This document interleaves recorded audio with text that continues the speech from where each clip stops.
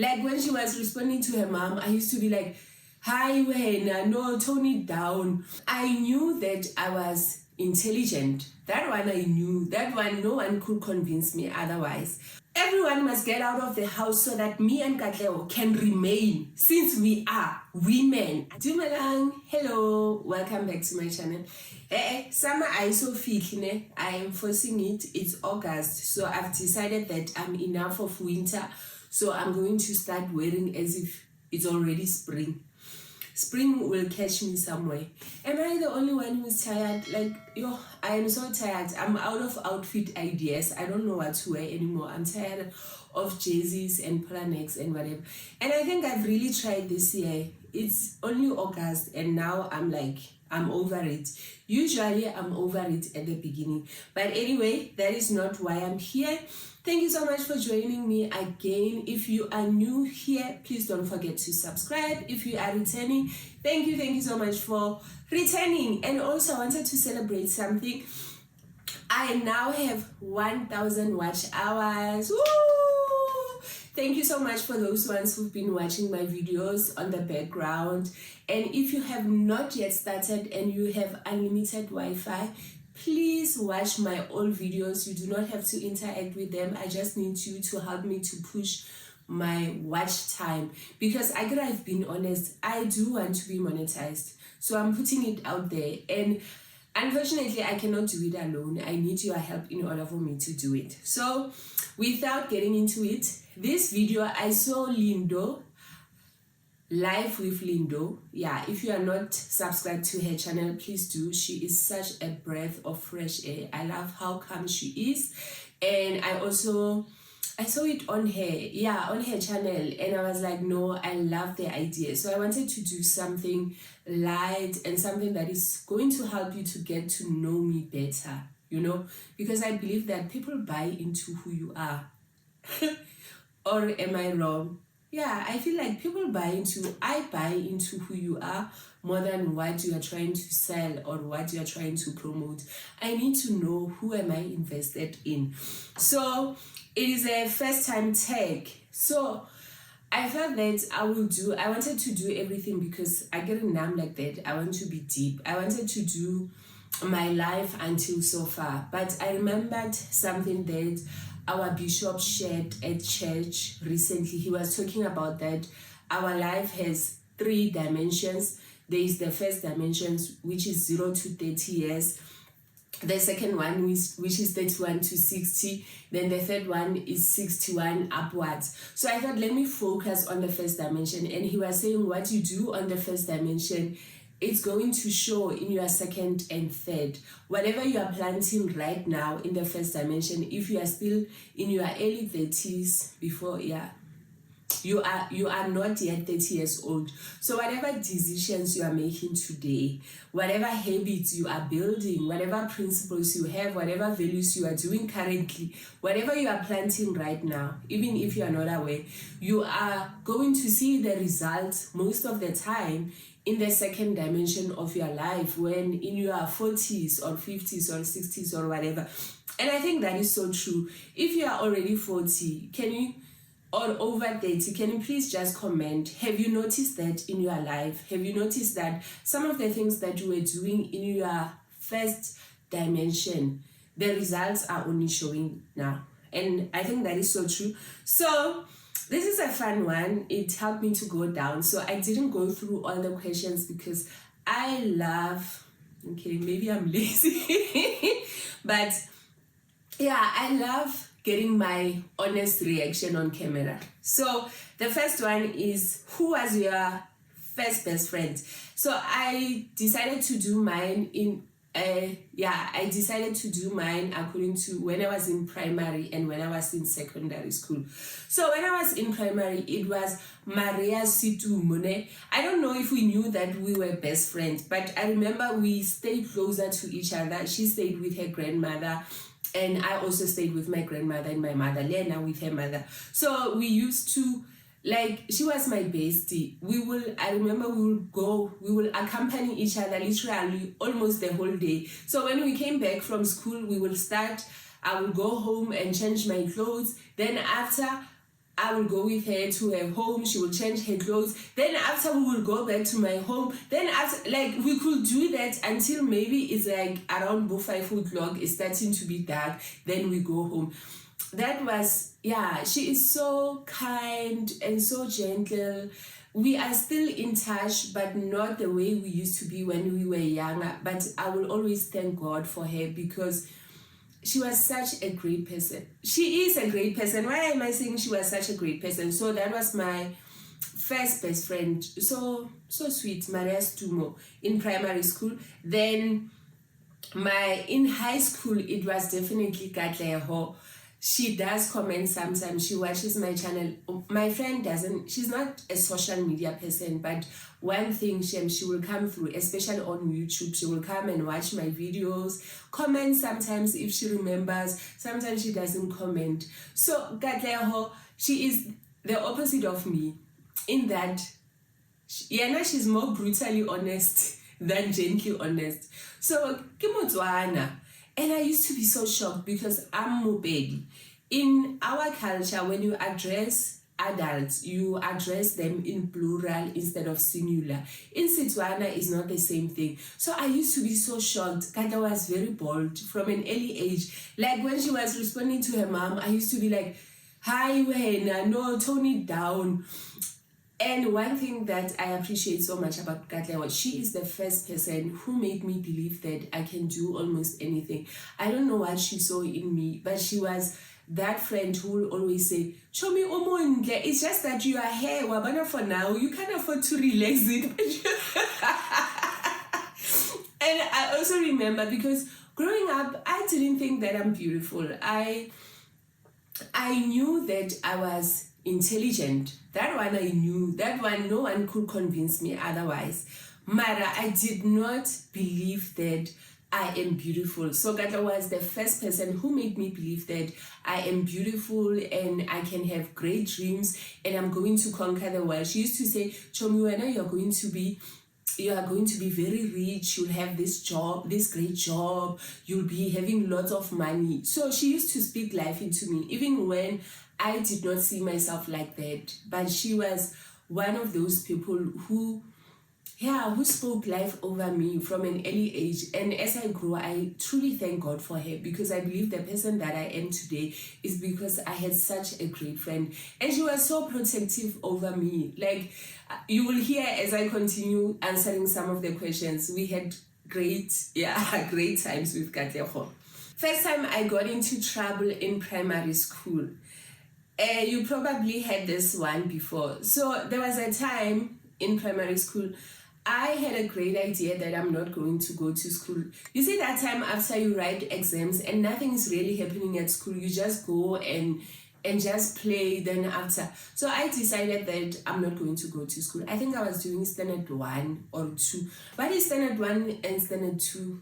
Is it grade 3 or 4? I think somewhere there. So I decided that I'm not going to school, but I did not tell my mom. So in the morning, I will prepare and act as if I'm going to school. They will give me lunch box and whatever, and we'll just hang around somewhere in an open field. I don't know why. Some of the things that we do as kids, it doesn't make sense.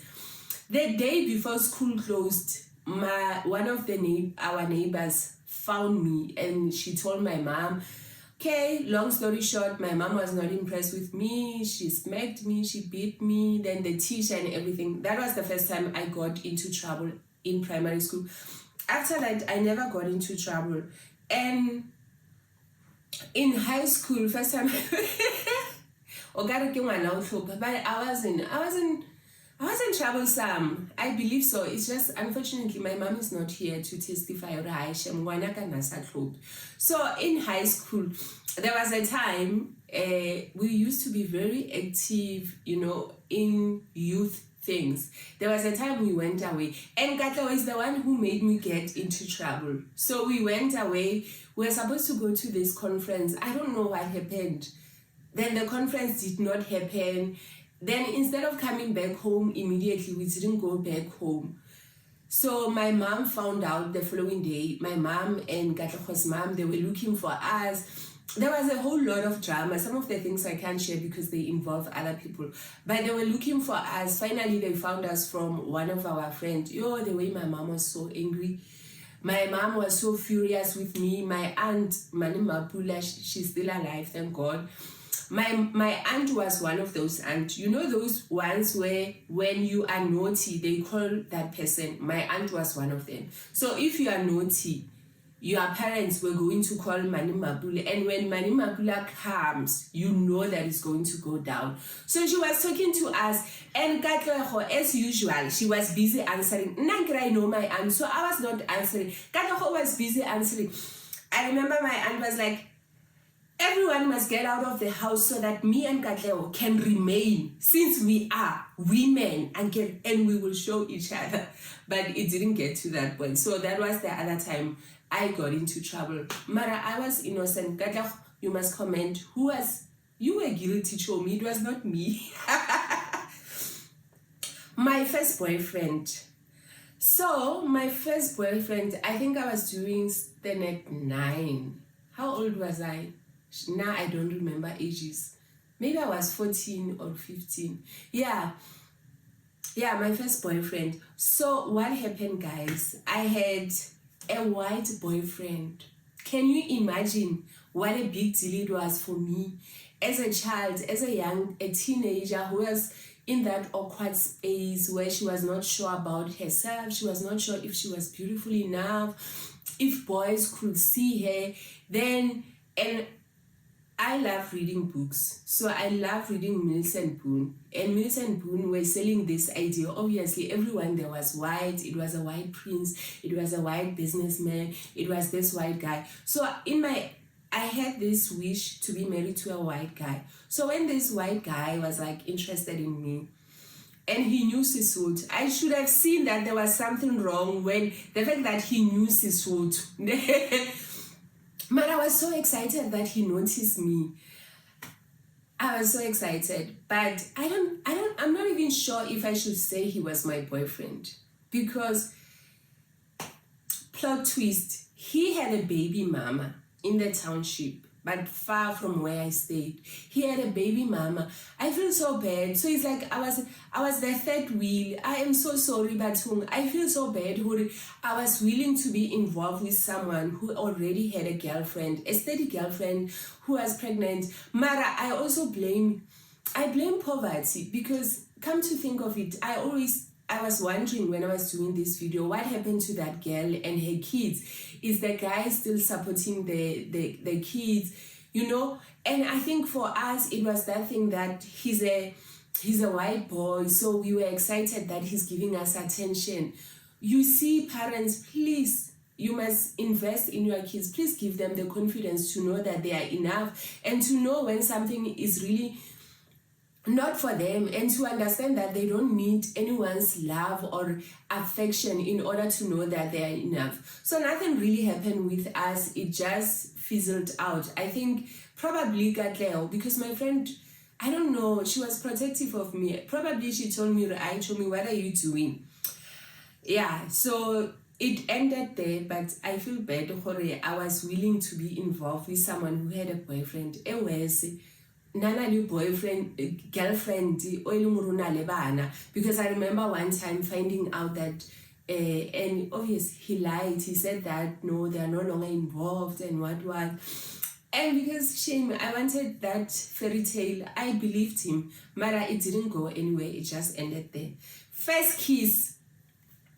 This is for the kids who watch my videos, my nieces and nephews, and I was not missing out. I was not missing out. The one thing about life, especially when it comes to these things, the media will make it seem like it's something, you know what, you are missing out. There is light, there are stars, the moon, and everything is shining, and then there is the rain. My first kiss was with Yana, my boyfriend, and I was so disappointed. I remember where it happened. I can actually see it. When it happened, I was so disappointed. I think I had, maybe my expectations were so high because I was reading books. So I had expectations of what I thought was going to happen. If you are comfortable, please let me know. How was your first kiss? Do you even remember it? For me, it was horrible. I did not, like, I was not missing out, and I blame my friend Katleo because Lena, she hyped it up. Show me, I'm blaming you for a lot of things. Then my first serious boyfriend, after that, I stayed a while. It was while I was in matric, and I met this guy, and yeah, he knew how to speak and what. He was my first boyfriend. It was a nice experience, and I think the age gap for us was perfect because he was 3 years older than me. I have this thing in my mind that when you are 16, no, when you are 13, you can date an 18-year-old. He's older than you. And when you are 18, you can date someone who's 25. Like, the gap for me. But when you are 25, when you are 25, you must date someone who's like 3 years older than you or 5 years.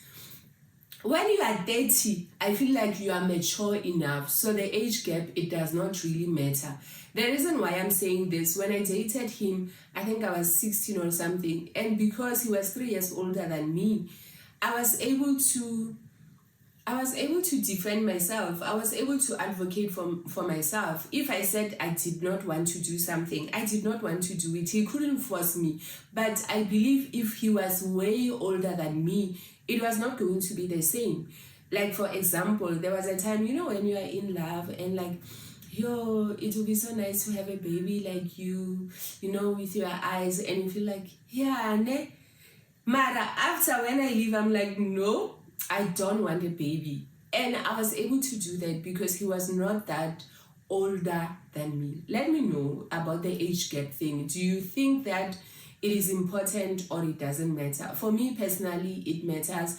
Like, if you are 13 or you are 16 years, you can't be dating a 30-year-old guy or a 25-year-old guy because he is more mature than you. These things needs to make sense. First love was that boyfriend of mine, my serious boyfriend. Yeah, I think he was in a way my first love.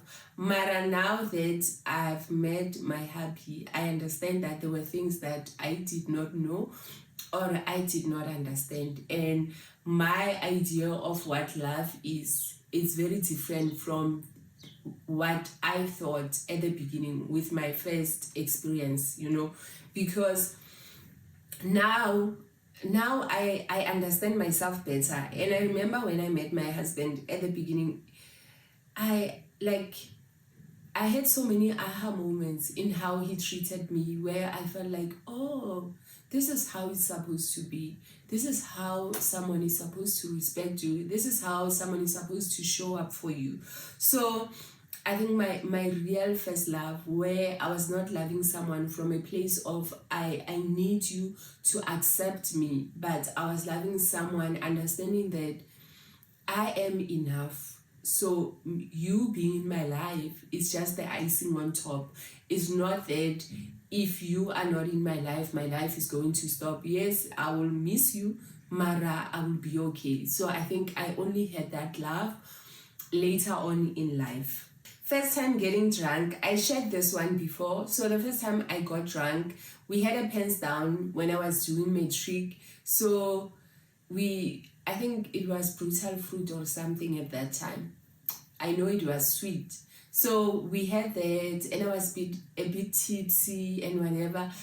And at the end, I vomited on my late friend Buddha, may his soul rest in peace, because I think alcohol does not like me.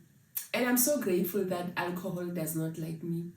Like, look at how God loved me, that alcohol does not like me. Because I share that every time I tried after that, during that December, I will vomit. Like, I will try. I remember on Christmas Day, I tried again. I vomited. Like, I will keep on trying, but it just did not work. I will end up vomiting. But then at the end, I was the one who was like, actually, I don't like how alcohol makes me feel. I don't like being tipsy. I don't like feeling like I don't know what's happening. I like understanding myself. I like the feeling of understanding what I'm saying. Maybe I like being in control. First celebrity crush. This one, I know that I had such a huge crush on Asha, the musician. Yeah, I really loved him. Mara, then who else? You remember, if you watched Days of Our Lives, do you remember the old Bo, the first Bo, the one with the skinny face? Oh, I love that guy. Imagine, by the time I was watching Days of Our Lives, I know I was a baby. I know I was not even 13 years old. So I had a crush on that guy. Now I don't have crushes until I'm married. My crushes died away when I was like, I am married. I love you and what. Please, this is not deep. Let's just talk about it. How do you feel? Do you think that if you are in a committed relationship, should you be having crushes, or it is not deep, especially if those people, you are not going to see them or anything like that?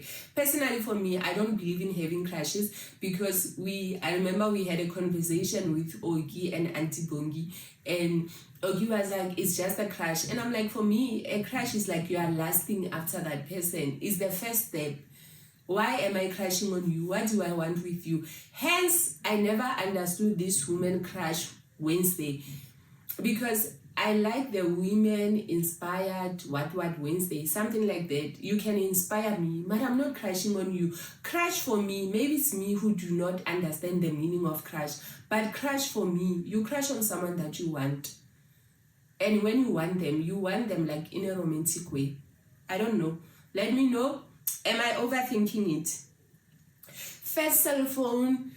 I had a mentor when I was at varsity, and he gave me this phone. I don't remember the name. I was so excited. That was my first phone. It was not a smartphone. We didn't have smartphones then. I was so excited, and it was not a brand that was known. It was just, he came from England, so it was a phone that he had and he gave me. I was so excited for it. Then sadly, bathroom guys, why is it Joburg? Joburg is not for the faint-hearted. So I lost my phone. I didn't lose my phone. I gave away my phone. This is quite embarrassing. So one day when I was coming back from varsity, I was alone. In those days, I used to wear like heels. Like, I was very skinny, and I was taller than, I'm still tall, but it doesn't show that often. So I was taller, and I used to wear king. Why you saying these things? What are these shoes?